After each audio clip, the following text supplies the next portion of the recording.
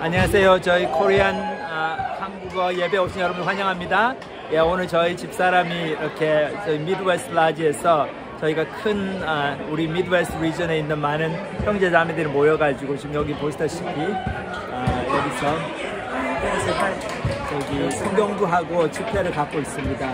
여기 우리 형제님은 UIUC University of Illinois 얼바나 샴페인에서 인터내셔널 학생 사역하고 있는 제이 형제님, 원래 중국에서 왔습니다. 중국에서 와서 이제 우리 교회에서 예수님 영접하고 지금 같은 중국 학생들 후배들을 이렇게 복음을 전하고 사역하고 있습니다. 아이가 하나 있고 와이프가 베리 자매죠. 그리고 이제 또 세컨 베이비가 이제 곧 이제 나올 겁니다.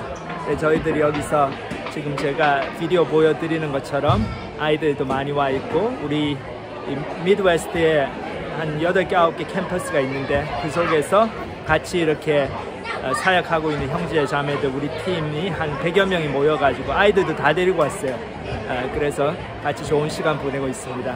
그래서 이것이 바로 사실 성경에서 얘기하는 교회의 모습이죠. 우리의 육신의 가족보다 더 이렇게 영적으로 끈끈하고 같이 정말 사랑하고 또 서로 챙겨주고 또 하나님 나라를 위해서 같이 사역하고 그래서 우리 아이들도 여기 이렇게 아이들도 보이죠? 여기 아이들 있는데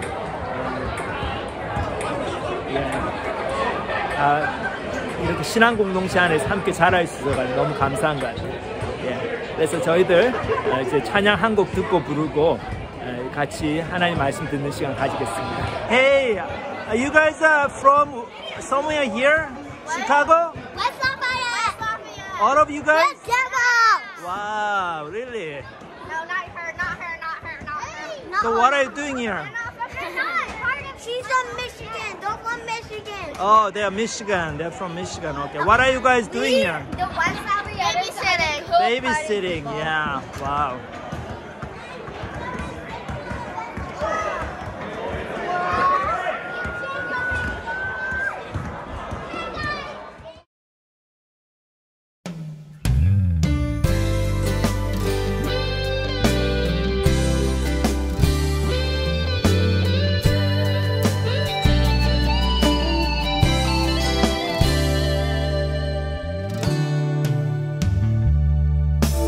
내 주님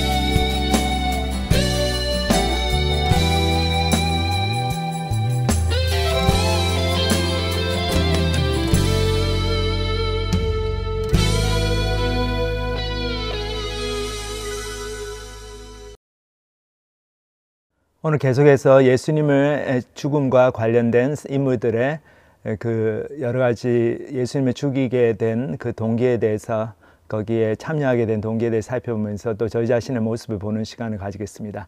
오늘은 여러 사람들의 그 모습을 볼 텐데, 가룟 유다하고 유대 종교 지도자들이 그 중에 대표적인 인물입니다. 여기 요한복음 18장을 보면은 그들이 어떻게 예수님의 죽음에 관련되어 있는지 내용이 나옵니다. 18장 1절부터 5절부터 18장 1절에서 5절까지 제가 읽겠습니다. 예수께서 이 말씀을 하시고 제자들과 함께 기드론 시내 건너편으로 나가시니 그곳에 동산이 있는데 제자들과 함께 들어가시니라. 그곳은 가끔 예수께서 제자들과 모이시는 곳이므로 예수를 파는 유다도 그곳을 알더라. 유다가 군대와 대제사장들과 바리새인들에게서 얻은 아랫사람들을 데리고 등과 횃불과 무기를 가지고 그리로 오는지라. 예수께서 그 당할 일을 다 아시고 나아가 이르시되 너희가 누구를 찾느냐? 대답하되 나사렛 예수라 하거늘. 이르시되 내가 그니라 하시니라.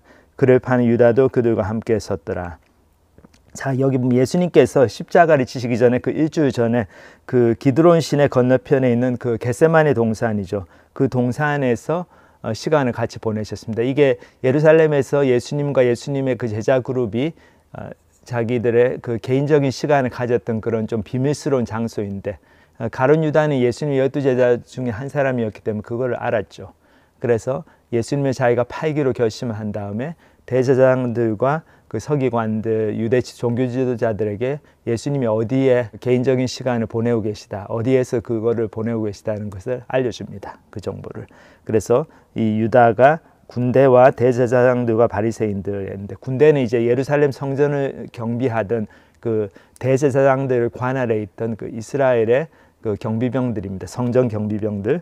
그래서 대제사장들과 바리새인들이 함께 다 등과 횃불과 무기를 가지고 예수님의 그 아지트를 급습을 합니다. 근데 이 사람들 보면은 저희들이 여기 이렇게 지금 예수님을 체포하러 오는데 예수님께서는 끝까지 자기 사람들을 사랑하시는 모습을 보입니다. 여기 6절 보면 예수께서 그들에게 내가 그니라 하실 때에 그들이 물러가서 땅에 엎드려지니라. 자, 여기 보면 내가 그니라, 예수님께서 그렇게 말씀하실 때 이게 I am 이라는 그런 의미거든요. 근데 I am이 뭔가 하면 이게 하나님께서 모세에게 하나님의 그 당신의 그 정체성을 알려주실 때 쓰셨던 표현입니다. 모세가 이스라엘 백성들에게 가서 이제 하나님에 대해서 얘기를 하고 하나님의 구원 계획에 대해 설명을 해야 되는데, 모세가 하는 얘기가 하나님, 이스라엘 백성들이 네가 얘기하는 하나님이 누구냐? 그러면 뭐라고 저가 대답합니까? 그때 이제 하나님께서 I am who I am, 나는 스스로 있는 자다, 자존자다, 그런 이름을 가르쳐 주시죠. 하나님의 이름. 여기서 예수님께서 I am 이 말씀하실 때 당신이 하나님의 아들, 하나님 자신이시다는 것을 여기서 암시하고 있습니다. 딱 그렇게 얘기를 하시니까 그때 갑자기 이 사람들이 땅에 엎드려졌어요. 물러가서. 그러니까 어떤 그 예수님께로부터 나오는 그 신적인 능력, 그 권위, 거기에 압도된 것 같아요. 그래서 막 그 어떤 물리적인 힘을 느끼면서 이 사람들이 나동굴하집니다. 이에 다시 누구를 찾느냐고 물으신데 그들이 말하되 나사렛 예수라 하거늘. 예수께서 대답하시되 너희에게 내가 그니라 하였으니 나를 찾거든 이 사람들이 가는 것은 용납하라 하시니. 그러니까 이 사람들이 누구입니까? 이 사람들이라는 게 예수님의 제자들이죠. 그러니까 예수님께서 너희가 나를 찾으면 내가 나사렛 예수 여기 있으니까 나만 잡아가고 이 사람들은 그냥 살려줘라, 체포하지 말아라, 이렇게 끝까지 당신의 백성들을 사랑하시는 모습을 보입니다. 그래서 여기 계속 보면 이는 아버지께서 내게 주신 자 중에서 하나도 잃지 아니하였사옵나이다 하신 말씀을 응하려 하려 하심이라라. 여기 보면은 예수님께서 마지막까지 그 요한복음 17장에 보면 제자들을 위해서 기도하신 장면이 나오죠. 예수님께서 하나님 아버지가 주신 사람들을 주신 그 제자들 중에 한 사람도 잃지 않고 모든 하나님께서 주신 그 영혼들을 끝까지 다 지키고 또 그들을 양육하고 그들을 구원하는 그런 사명을 끝까지 감당하신 것, 그걸 하기 위해서 오셨는데 그 사명이 성취되는 모습이 나옵니다. 자, 근데 이제 그 다음 장면에서 시몬 베드로의 역할이 나오죠.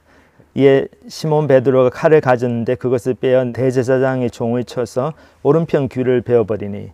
베드로가 아주 이 성격이 불같고 좀 말보다는 이제 행동이 먼저 나가는 그런 인물인 것 같아요. 그래서 시몬 베드로가 혹시나 해가지고 칼을 가지고 다녔는데 이 칼로 예수님을 잡으려고 그렇게 오는 대제사장의 종 그 말고라고 하는 사람이죠. 마르고의 그 귀를 갖다가 베어버립니다.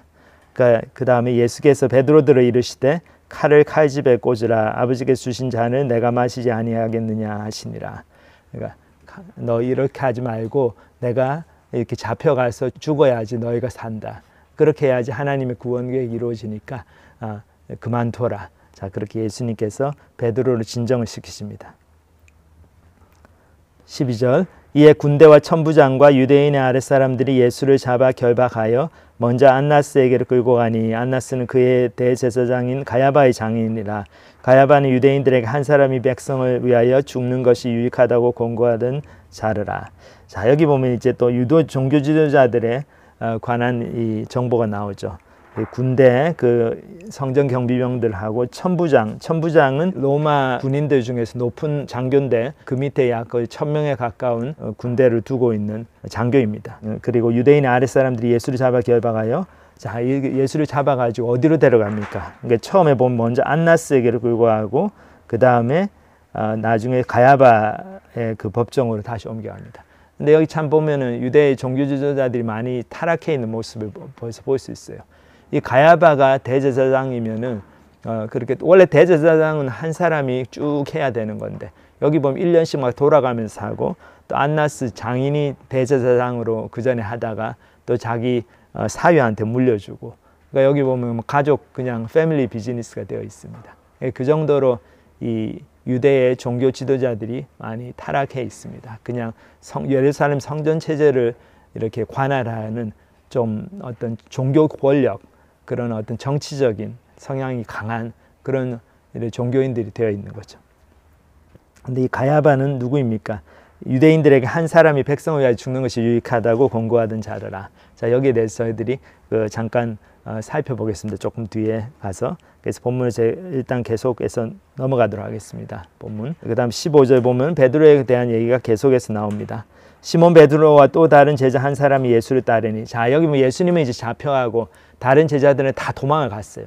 근데 그 중에 그래도 시몬 베드로 끝까지 예수님과 나는 생명을 같이 하겠습니다. 그렇게 막 결단하고 예수님께 얘기했던 시몬 베드로하고 또 다른 제자 한 사람이 있는데 이 또 다른 제자 한 사람은 아마도 요한인 것 같습니다. 사도 요한복음을 기록한 요한인 것 같아요.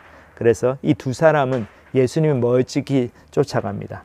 이 제자는 대제사장과 아는 사람이라. 그 사도 요한이 자기를 얘기하면서 대제사장들과 좀 그 집에 그런 사는 식구들하고 좀 인맥이 있는 것 같아요. 그래서 예수와 함께 대제사장의 집들에 들어가고 그러니까 그 안까지 들어갈 수 있었어요. 근데 베드로는 문 밖에 서 있는지라 베드로는 들어가지를 못하고 문 밖에 서 있었습니다. 대제사장을 아는 그 다른 제자가 나가서 문 지키는 여자에게 말하여 베드로를 데리고 들어오니. 근데 재밌죠. 여기 보면 베드로를 요한이 막 얘기해서 이거 내 친구니까 같이 좀 들려 보내주세요. 그렇게 해가지고 베드로까지 데리고 들어옵니다.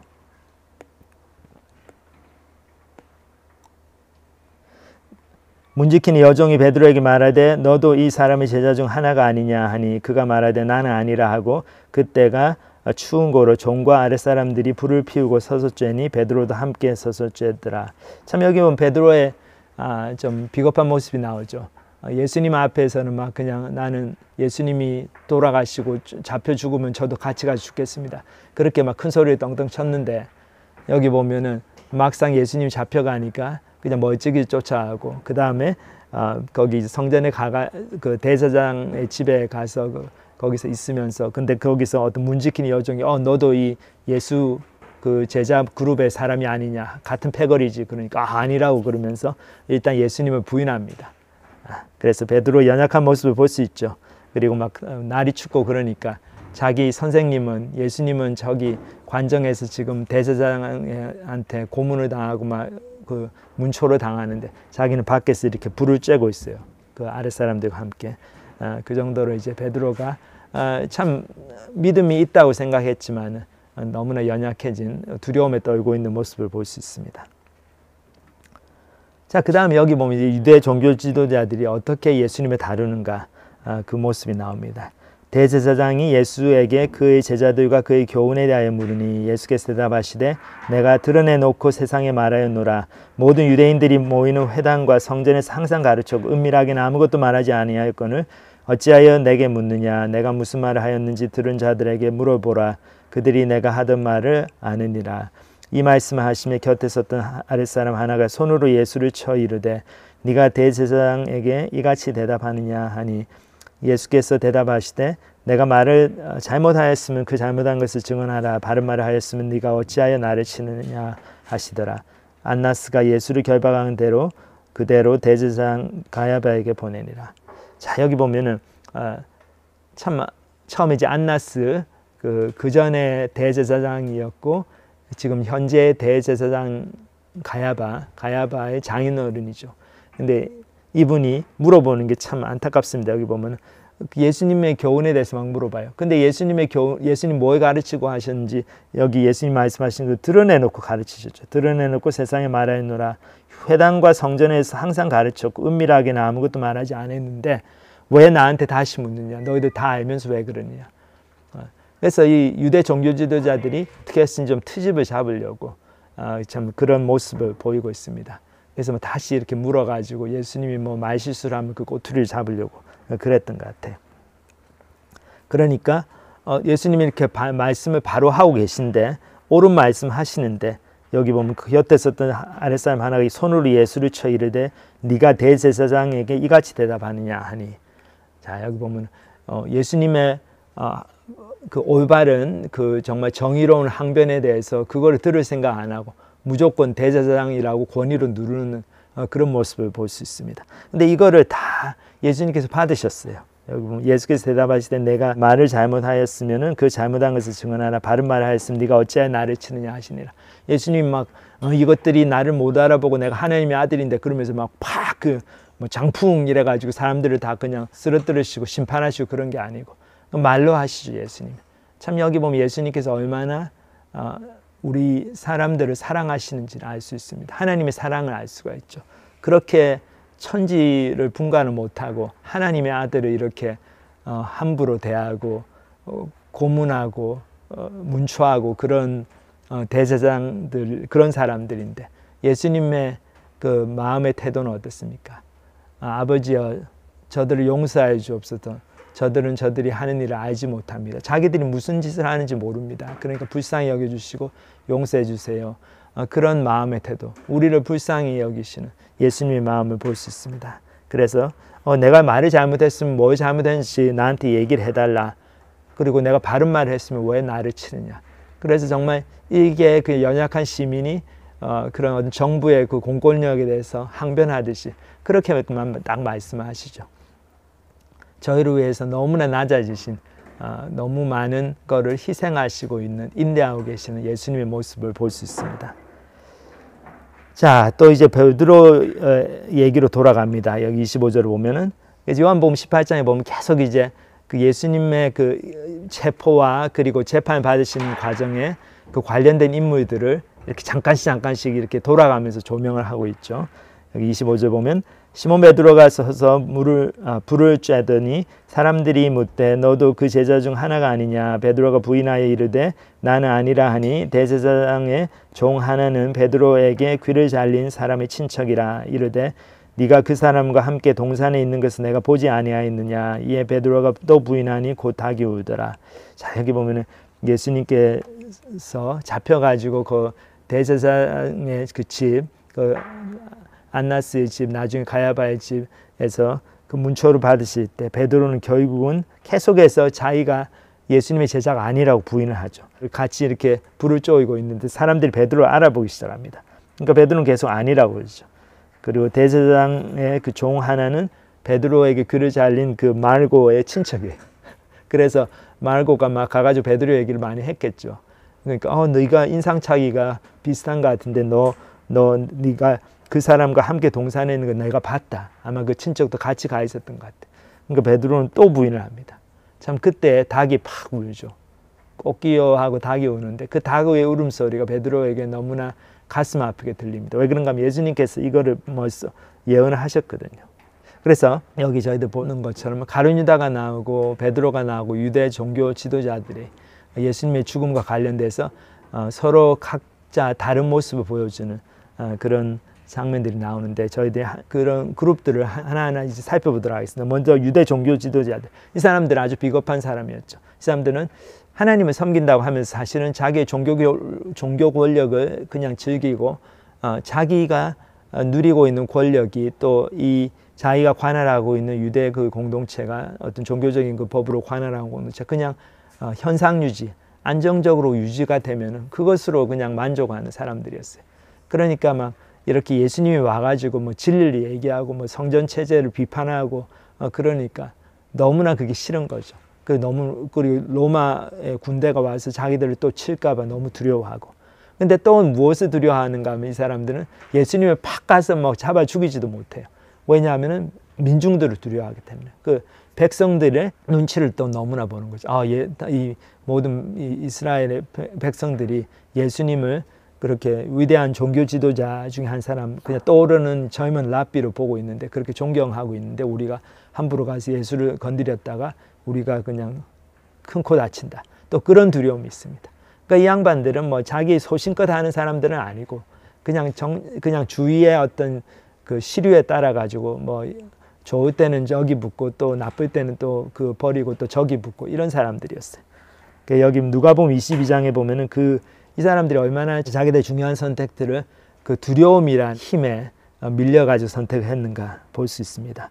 그러면 유월절이라는 무교절이 다가오면, 그러니까 유월절은 이스라엘의 민족 해방절이죠. 그때 예수님께서 하나님께서 그 모세를 통해 가지고 출애굽을 시키실 때, 그때 출애굽을 하던 그날 밤, 그 날을 기념하는 절기입니다. 그리고 그 유월절 바로 그 다음 날부터 무교절이 시작되죠. 일주일 동안 사람들이 무교병을 먹으면서, 그러니까 발효되지 않은 떡, 이스트가 들어가지 않은 떡을 먹으면서 하나님께서 출애굽 사건을 일으키신 그 이스라엘 백성들을 애굽의 종살이로부터 해방시키시는 그 구원의 역사를 기념하는 그런 절기인데, 자, 이 절기가 다가오니까 대제사장들과 서기관들, 그러니까 대제사장들은 그 예루살렘 성전에 그 여러 가지 예배 의식, 그 제사와 희생 그런 것들을 다 관할하던 유대의 가장 높은 종교 지도자들이고, 서기관들은 이 성경 선생이죠. 그러니까 성경 신학자들입니다. 그러니까 성경을 아주 빠삭하게 전문적으로 공부하고 잘 아는 그런 신학자들입니다. 성경학자들이죠. 그래서 근데 다들 성경을 너무 잘 알았는데 그 아는 성경을 가지고 메시아를 죽이려고 그럽니다. 왜 그럽니까? 왜냐하면 자기들의 종교 권력에 도취가 돼가지고 그것을 놓지를 못하죠. 근데 예수님이 와가지고 자기들을 비판하니까 예수님이 너무나 위협적인 존재가 된 겁니다. 그래서 예수를 무슨 방도로 죽일까 궁리하니, 그러니까 예수님을 죽이고는 너무 싶은데 너무 미운데 잘 하지를 못해요. 왜 그런가 하면은 백성을 두려워함이라 그러죠. 이런 그들이 백성을 두려워함이더라. 두려움에 쌓여가지고 두려움이 이 사람들의 삶의 주제입니다. 그래서 어떻게 해서든지 자기가 갖고 있는 기득권을 안 잃어버리려고 발부둥치고, 기득권을 수호하기 위해서는 어떤 일이라도 하는, 뭐 이게 잘못된 일이든 하나님이 기뻐하지 않는 일이든 그런 불의한 일이든 다 그렇게 가리지 않고 하는 그런 사람들입니다.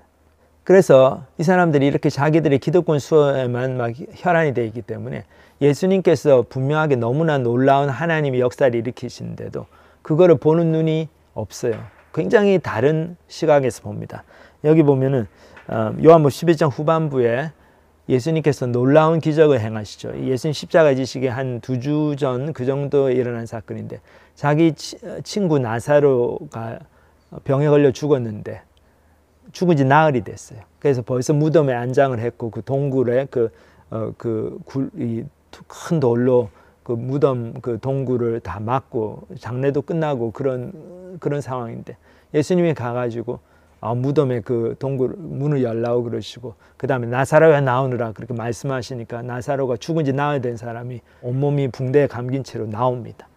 그런 놀라운 사건이 일어났어요. 근데 거기에 대한 유대 종교 지도자들의 반응은 참 놀라웠습니다. 여기 보면은 본문 요한복음 11장을 보면, 이 말씀하시고 큰 소리로 나사로야 나오라 부르시니 죽은 자가 수족을 배로 동인 채로 나오는데 그 얼굴은 수건에 쌓였더라. 예수께서 이르시되 풀어놓아 다니게 하라 하시니라. 마리아에게 와서 예수께서 하신 일을 본 많은 유대인들이 그를 믿었으나. 여기 보면은 예수님께서 이렇게 죽은 나사로를 놀라운 기적적인 능력으로 살리시니까 많은 유대인들이 예수님을 믿었어요. 근데 그 중에 어떤 자들은 바리새인들에 가서 예수님이 하신 일을 알렸습니다. 어떤 사람들 여전히 어떤 정치적인 그런 시각으로 예수님의 사건을 보는 거죠. 예수가 또 놀라운 기적을 행했구나. 또 이게 인기가 올라가네. 큰일 났다. 그러니까 빨리 바리새인들한테 우리 선생님들한테 얘기해가지고 어떻게 예수를 처단할 것인가 빨리 잡아 죽여야 됩니다. 이런 생각이 가득 차 있는 거죠. 그래서 보면 이에 대제사장들과 바리새인들이 공회로 모이고, 그러니까 난리가 났어요. 이 사람들 겁이 나가지고 공회로 모였는데 이 사람들 모여가지고 의논하는 게 예수 선생이 진짜 하나님의 아들이 맞기는 맞나 보다. 나흘이나 된 시체를 그냥 말씀으로 일으키시는 걸 보니까 그래서 우리가 잘못된가 보다. 우리도 가서 예수님 앞에 잘못했다고 그러고 회개하고 구원받아야 되겠다. 이렇게 생각하지 않고 전혀 다른 얘기를 합니다. 이 사람이 많은 표정 행하니 우리가 어떻게 하겠느냐. 만일 그를 이대로 두면 모든 사람이 그를 믿을 것이요 그리고 로마인들이 와서 우리 땅과 민족을 빼앗아 가리라 하니. 여기 보면 이대로 두면 모든 사람이 그를 믿을 것이요. 그 정도로 예수님께서 놀라운 부인할 수 없는 능력을 그런 권능을 행하시는데 그럼 자기들도 믿으면 되잖아요. 근데 그러질 않아요. 왜 그렇습니까? 자기들도 믿으면 어때야 돼요? 유대 종교 지도자들 그 높은 권력에 있어서 그동안 존경받고 막 어험하고 위세 부리고 살았던 그 삶에서 이제 나와야 되죠.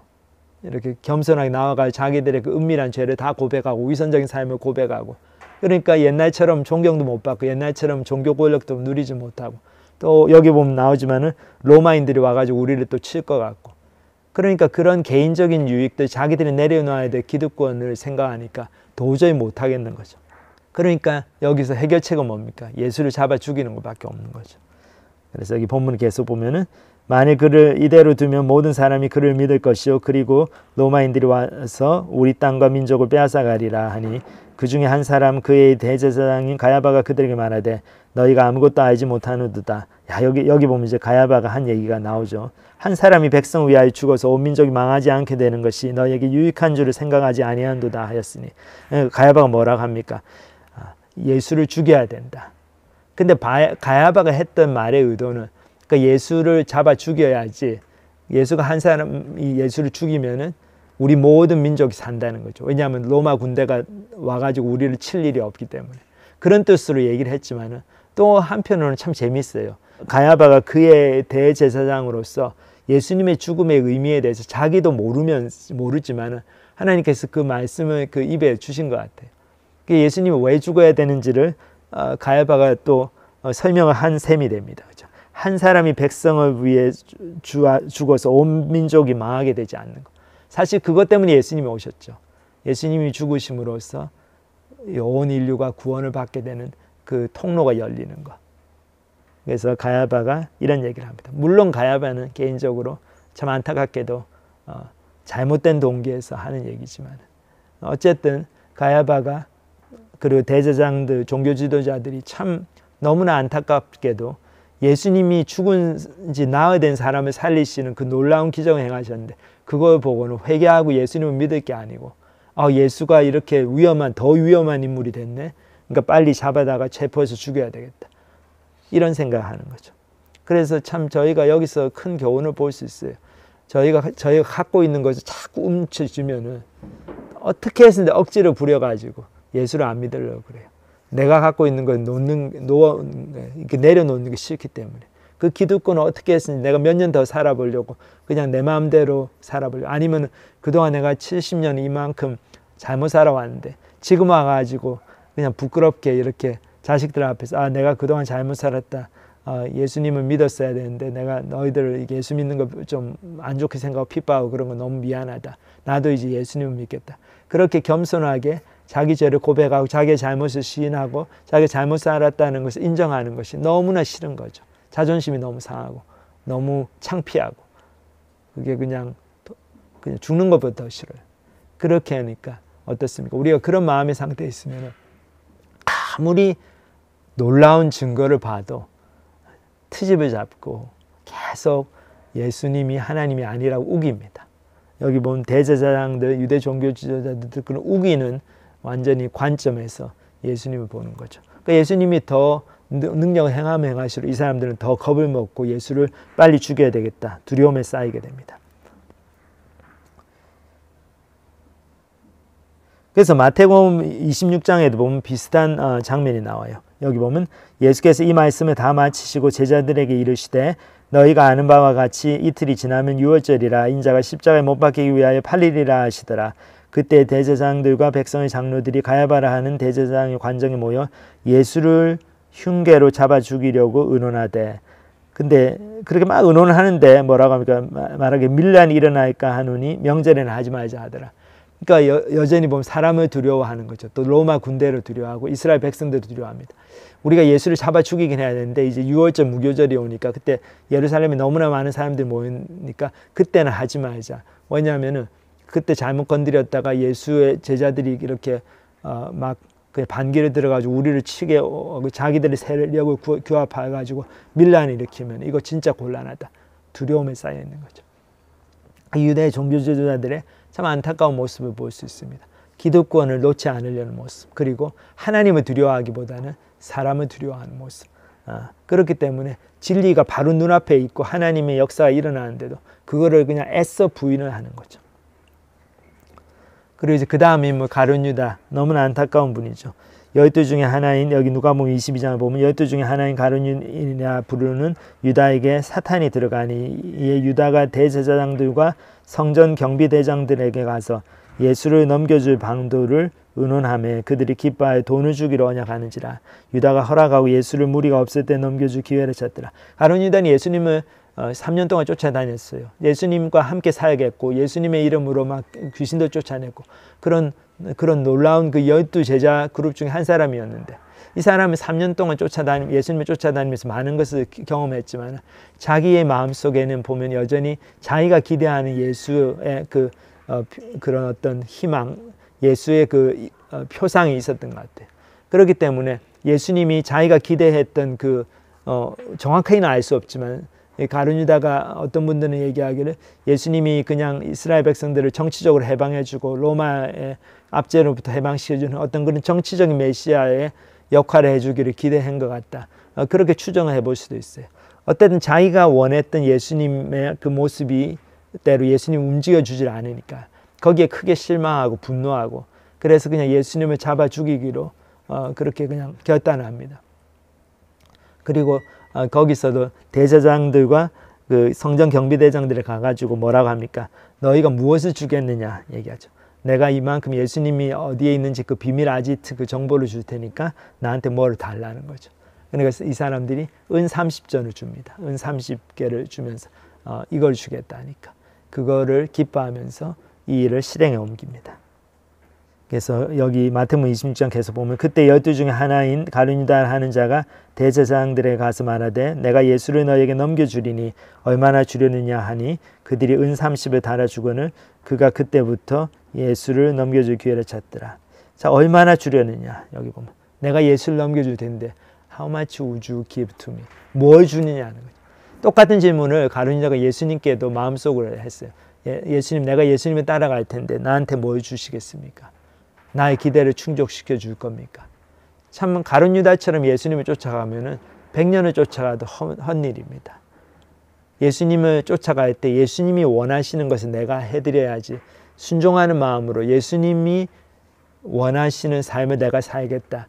그런 마음으로 쫓아가야 되는데 가룟 유다처럼 저희가 내가 예수님을 쫓아가면 예수님이 내가 원하는 식으로 나를 축복해 주시고 내 인생을 역전시켜 주시고 소위 말해서 그냥 흑수저 인생이었는데 금수저 인생으로 바꿔주시고 그런 나의 기대를 충족시켜주는 예수님의 그 모습을 희망하면서 예수님을 계속 쫓아가는 분들은 예수님을 쫓아가면서 많은 것 좋은 것을 경험해도 그게 예수님을 바로 알게 되는 지식에 이를 줄 못하고 계속해서 자기 기대만 커지고 그리고 나중에 그 기대가 충족이 되지 않고 예수 믿는 것 때문에 힘들어지고 삶의 풍파가 일어나고 고난이 오고 실망스러운 일이 생기고 그럼 예수님을 팽개칩니다. 예수님을 팔아버려요.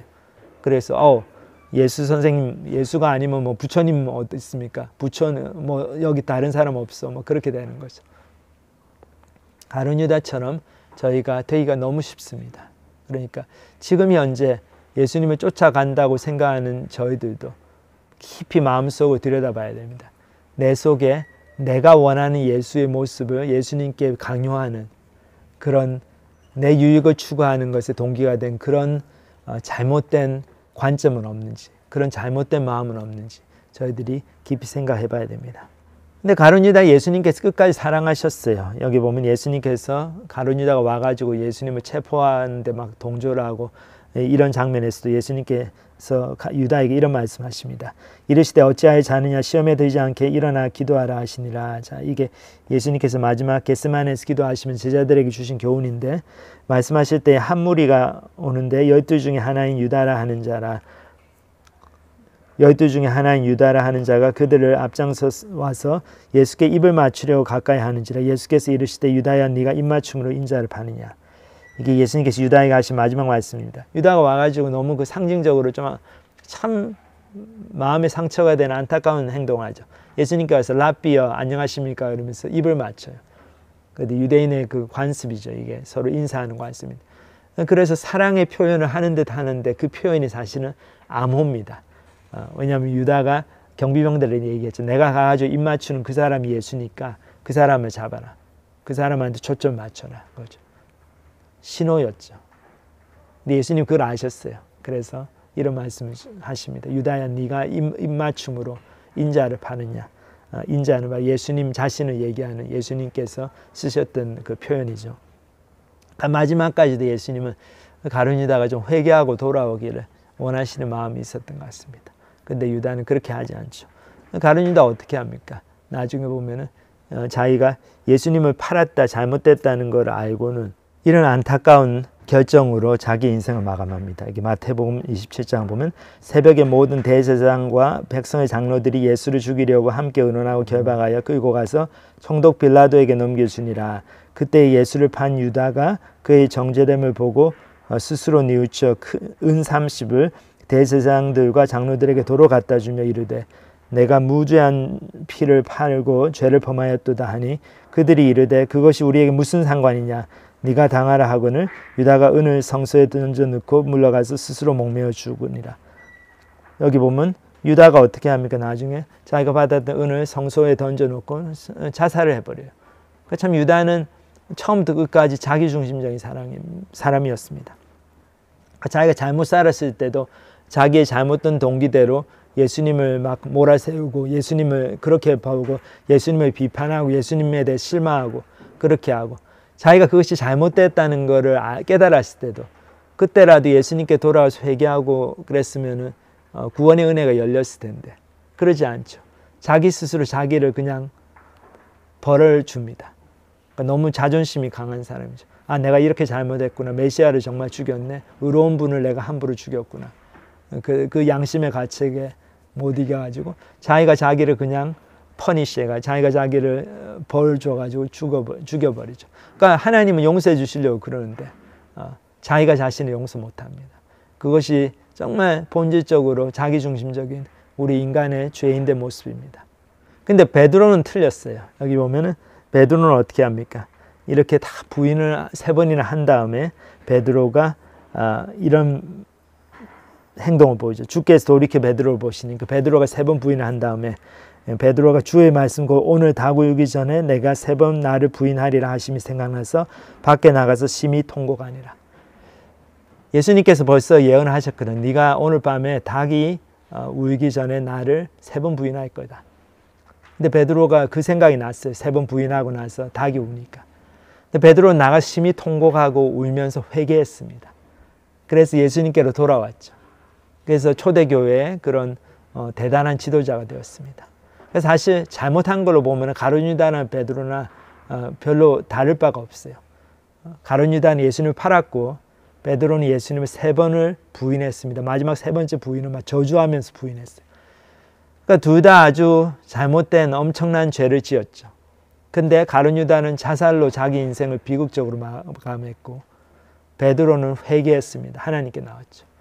저희가 옳고 그런 것이 중요한 것보다, 그것보다 더 중요한 것이 누가 내 인생의 주인인가, 내가 누구를 쫓아가면서 사는 가, 누가 내 인생을 결정해 주는가, 거기에 대한 우리의 태도가 더욱 근본적으로 중요합니다. 아무리 옳은 것을 쫓아가는 사람도 내가 내 인생을 결정하고 내 생각에 정말 옳은 것을 하고, 그리고 잘못된 것이 있으면 내가 나를 그냥 벌주고, 이런 삶을 사는 것은 근본적으로 하나님과 동떨어진 삶이고 하나님을 반역하는 삶이고 죄인의 모습이고 악인의 모습입니다. 근데 실수하고 잘못하고 죄짓고 넘어지고 그러더라도 항상 하나님이 용서해 주시면 난 용서를 받는다. 그리고 하나님이 나를 심판하시면 난 심판을 받는다. 하나님의 결정에 초점을 맞추고 사는 사람은 하나님 보실 때 의인입니다.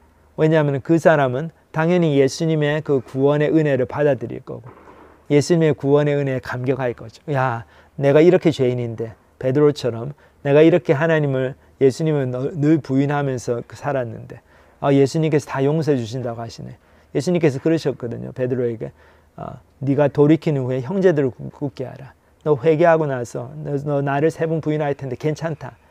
회개하고 나서 돌아서서 돌이킨 후에는 주위 형제들을 굳게 하고 리더가 되어서 초대교회, 교회를 인도해 가라. 그런 놀라운 사명을 주셨죠. 그래서 우리가 아무리 과거에 죄를 지었어도 하나님의 그 결정에 순종하는 사람들은, 그러니까 하나님께 나의 인생에 대한 최종적인 결정권이 있다는 걸 인정하는 사람들은 회개를 할 수 있어요. 그리고 새로운 출발을 할 수 있습니다. 왜냐하면 하나님이 괜찮다고 하셨기 때문에, 하나님이 용서해 주셨으면 나도 내가 용서가 되는 거죠.